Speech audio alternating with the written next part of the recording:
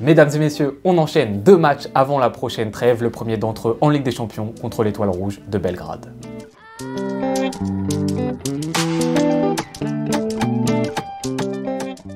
Mesdames et messieurs, comme d'habitude, un petit tour de notre adversaire du mercredi 21h, l'Étoile Rouge de Belgrade. Une Étoile Rouge qui est un petit peu à deux visages. Un premier visage à la maison en Serbie où elle ultra domine son championnat. Je crois qu'on est à la 13e journée du championnat serbe. L'Étoile Rouge a à peu près 10 points d'avance sur le deuxième. Il n'y a pas de concurrence, il n'y a rien à dire par rapport à leur domination dans leur championnat. En revanche, en Ligue des Champions, c'est beaucoup plus compliqué pour eux. On va pas se le cacher, c'est une des pires équipes de cette LDC et les résultats le prouvent. C'est-à-dire qu'on est sur une des 6 équipes à avoir toujours 0 points dans cette compétition. Et en plus de ça, on est sur la coéquipe qui encaisse le plus de buts dans cette Ligue des Champions. 11 buts encaissés en 3 matchs, notamment 4 contre l'Inter de Milan à la J2 et 5 contre l'AS Monaco à la J3. Vraiment pas fameux du côté de l'Étoile Rouge, un effectif que je ne connais absolument pas. La seule chose que je peux vous dire, c'est que d'ordinaire, quand ils jouent dans leur championnat, ils jouent en 4-2-3-1. Du coup, ce qu'ils ont voulu reproduire au tout début en Ligue des Champions, c'est ce 4-2-3-1, puisqu'ils se sentent bien là-dedans chez eux. Premier match 4-2-3-1 contre Benfica, deuxième match contre l'Inter Milan 4-2-3-1. Ils s'en prennent 4 contre l'Inter Milan, ils se disent « Ah, on va jouer contre l'AS Monaco, on va peut-être essayer d'être un tout petit peu plus défensif pour pas autant encaisser. » Ils jouent donc en 5-3-2, ils en prennent 5 par l'AS Monaco. Donc un petit changement tactique. Qu'est-ce qu'ils vont faire contre le FC Barcelone? Est-ce qu'ils vont justement conserver la tactique qu'ils ont en championnat dans laquelle ils sont à l'aise ou s'ajuster à la Ligue des Champions et à l'adversaire du soir qui pour eux va être le FC Barcelone, une des équipes qui marque le plus en Europe cette saison? On a hâte de voir ce qu'ils vont nous proposer. Du côté du Barça, maintenant, qu'est-ce qui s'est passé? Nous avons bien évidemment gagné nos 2 gros matchs de la semaine de l'enfer, on en a déjà parlé. On a affronté 8 jours plus tard l'Espagnol Barcelone.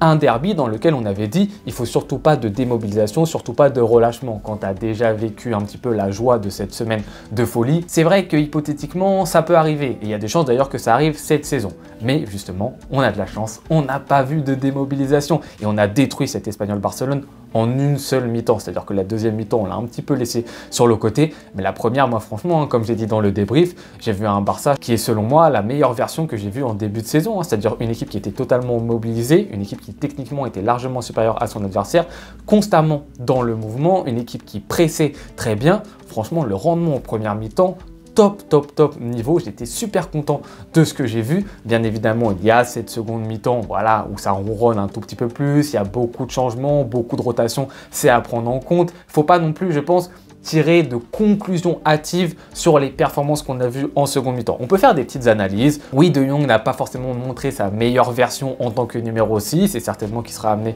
à être numéro 8 plus tard. Oui, Fermin Lopez associé à Rafinha, c'est peut-être pas génial, mais quand même ces analyses, mettons-les sur les côtés, gardons-les parce que c'est important de les avoir, mais ne faisons pas de conclusions trop hâtives parce que ça reste un match qui était déjà gagné, il y avait déjà 3-0, il y a forcément une démobilisation un tout petit peu générale. Tu sais que tu vas jouer 2 matchs la semaine prochaine, notamment un match de Ligue des Champions. Après, tu auras la trêve.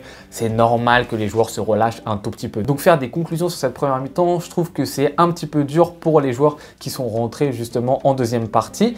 En revanche, le Barça affronte maintenant l'Étoile Rouge de Belgrade. Ensuite, on va affronter la Real Sociedad quelques jours plus tard là-bas à l'extérieur. Mais il faut faire attention parce que ce n'est pas parce que l'Étoile Rouge de Belgrade, comme je l'ai dit, est l'une des pires équipes de Ligue des Champions qu'il faut totalement négliger ce match-ci. Pourquoi? Parce que déjà en Ligue des Champions, on a utilisé et gaspillé un joker face à l'AS Monaco. On sait que dans cette Ligue des Champions, les points ils vont se faire rares. Il y a pas mal de chances que beaucoup d'équipes soient très proches en termes de points. Beaucoup de chances également que beaucoup d'équipes soient à égalité en termes de points. Vous voyez où je veux en venir? La différence de but est très importante. Et typiquement, face à un adversaire aussi faible, là, on va demander de l'exigence. C'est sur la capacité du Barça à mettre un gros score. Parce que oui, c'est important. Dans d'autres matchs, vous me direz en Liga, des fois par-ci par-là, je vous dis on gagne que 2-0, que 1-0. C'est pas trop grave si ça arrive par-ci par-là. Là, dans cette nouvelle version de Ligue des Champions, affronter une équipe faible, il faut en profiter pour marquer un gros score. Pour, au cas où s'il y a des égalités plus tard, faire la différence par rapport à une autre équipe. Donc profitons réellement de la faiblesse de notre adversaire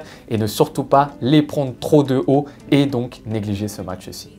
Et voici, mesdames et messieurs, le 11 que vous attendez impatiemment toutes et tous avec Iñaki Peña au cage. Une nouvelle fois, comme contre l'Espagnol Barcelone, je vois pas trop pourquoi Iñaki Peña il serait mis sur le banc. à part peut-être faire rentrer un Szczęsny pour qu'il arrive à s'acclimater à ses coéquipiers. Iñaki Peña sur le terrain, il n'a pas encore fait d'énormes bourdes. Pour l'instant, ce qui monte, c'est plutôt pas mal. Et contre l'Espagnol, il a continué à être ce joueur important qui sort de ses cages et qui permet justement à cette ligne haute d'être en confiance en se disant « Ah, si on est un petit peu battu dans la profondeur, on a quand même le gardien si l'adversaire fait une passe qui est un tout petit peu trop longue. » Donc pour l'instant, en termes de management, je ne vois pas trop pourquoi sortir Iñaki Peña. Pour la défense, j'avais demandé sur l'Espagnol Barcelone d'en sortir au moins un entre Baldé ou Koundé et de mettre Hector Fort à la place. C'est exactement ce qui a été fait. J'en ai été très content. Sur ce match-ci, je demande la défense type. Koundé a pu se reposer, il peut continuer. Baldé peut enchaîner et surtout doit enchaîner selon moi. Pour la défense centrale, Araujo, Christensen, Eric Garcia ne sont pas remis encore une fois pour ce match. Du coup, oui, ça sera une défense centrale, Cubarsí, Martinez selon moi. Pour le milieu, première rotation de ce match-ci, elle concerne Frenkie de Jong. Pour deux raisons. La première, pour les deux joueurs qui forment le double pivot, à savoir Casado et Pedri, c'est Casado qui est sorti à la 55e et Pedri à la 85e. Donc, je fais souffler celui qui a joué le plus de minutes face à l'Espagnol Barcelone, je fais souffler donc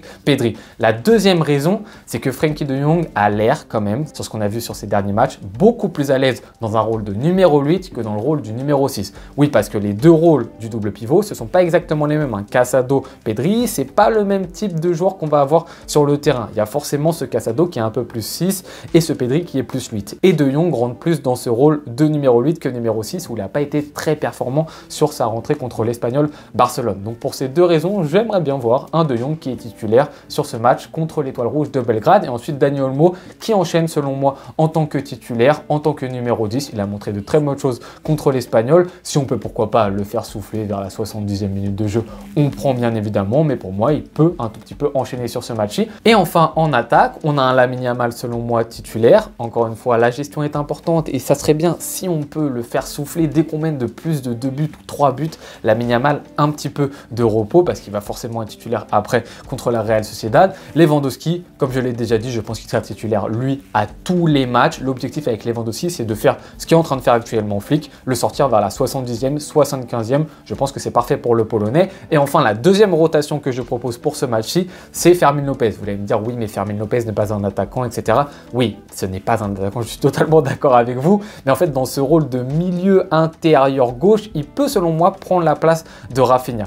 C'est-à-dire être le joueur qui va être le plus proche de Lewandowski, justement, pour communiquer avec lui, mais également ce joueur qui va prendre la profondeur quand Lewandowski, lui, va venir fixer et va demander le ballon un petit peu plus proche de son camp. Là, Fermin Lopez va pouvoir jouer justement avec sa qualité de prise de verticalité, avec sa qualité de joueur de rupture et donc prendre exactement le même rôle qu'un Rafinha parce que selon moi, ce sont deux joueurs qui ont exactement les mêmes caractéristiques. Et comme je l'ai déjà dit, si on affronte des équipes avec des blocs bas, je pense que les deux associés, c'est pas très pertinent, Rafinha et Fermin Lopez. Si on affronte des blocs qui jouent haut comme le Bayern Munich, là c'est intelligent.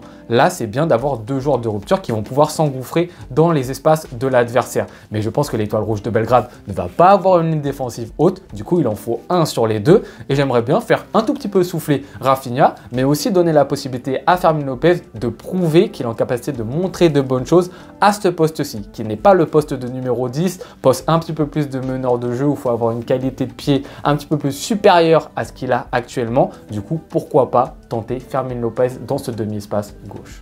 Voici le 11 donc que je propose pour ce match. Et ensuite, par rapport aux remplaçants, on verra en fonction du score, en fonction du match. De ce qu'on a vu depuis ce début de saison, on a l'impression que Flick, de toute manière, fonctionne de cette manière-ci. C'est-à-dire qu'on va mettre l'équipe vraiment optimale pour le match, avec peut-être un ou deux remplaçants. Là, sur ce match-ci, je vous propose De Jong et Fermin Lopez. Le reste, équipe type. Et ensuite, en fonction du match, si on met un gros score à l'adversaire, là, on fait souffler à la 60e, à la 70e. Donc, comme c'est très bien fait depuis le départ, un Gavi peut rentrer le dernier quart d'heure, les 10 dernières minutes. Ansu Fati peut rentrer les 30 dernières minutes s'il le faut. Un Gérard Martin, pourquoi pas si on a besoin de lui donner confiance. Pourquoi pas même un Sergi Dominguez. Pourquoi pas même un Hector Fort. Pourquoi pas même un Pau Victor. Leur donner de la confiance, mais quand le score sera acquis. En tout cas, c'est un petit peu la vision qu'on essaye d'entrevoir de la part de Flick en ce début de saison du côté de la gestion globale de l'effectif. Une nouvelle fois, objectif sur ce match-ci, abattre l'ennemi. Voilà, abattre l'ennemi, leur faire mal, marquer de buts, ne pas se dire « ah, c'est une équipe vraiment très faible, nous on marche sur tout le monde en Europe en ce moment, on peut jouer tranquille, faire que des roulettes, des petits ponts, ça va se passer tranquille. Il faut respecter une nouvelle fois l'adversaire, quel que soit son niveau, il faut enchaîner. C'est pas si facile que ça, mais c'est là où on va être exigeant sur ce match de Ligue des Champions. À vous de jouer maintenant les amis en me donnant votre 11 type, votre pronostic également si vous avez envie, vos attentes par rapport à ce match. Je vous remercie beaucoup d'avoir suivi cette vidéo jusqu'au bout. Je vous souhaite bonne journée ou bonne soirée quand est-ce que vous la regardez. On se retrouve pour le débrief. Ciao.